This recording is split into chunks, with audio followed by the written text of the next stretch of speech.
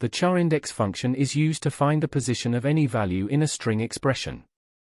It is used with substring or left-right functions to split string expressions. Two parameters are sent to the function. The first parameter position is the value we want to find.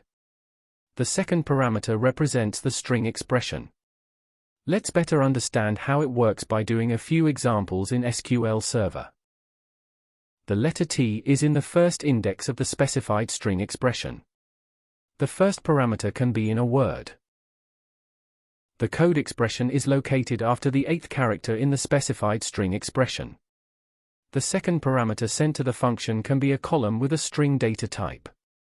Let's do an example. I will create a table with XML data.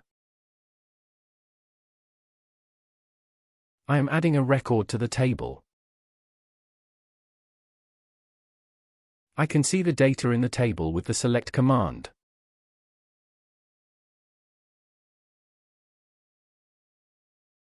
My goal is to split the digits in the XML value. For example, let's split the numbers in the bcode tag. To do this, I need to find the position where the bcode tag ends. I can find this value using the CHARINDEX function. The bcode tag ends at the 38th character. I will use this formula in the left function.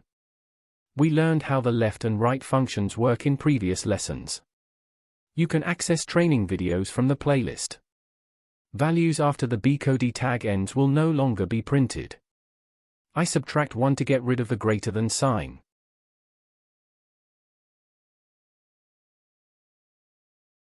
The sign is no longer displayed. I will pass this formula to the right function.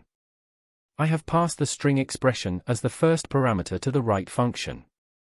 I am sending the position of the empty string expression as the second parameter. In this way, I can access the values in the bcode tag. To eliminate less than, I just subtract 1 from the CHARINDEX value.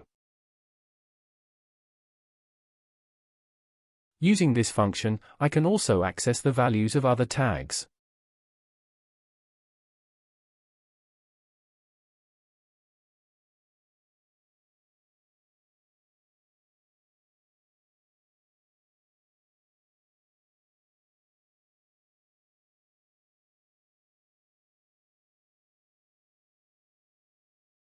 Thanks for watching. To support us, you can subscribe to the YouTube channel and like the video.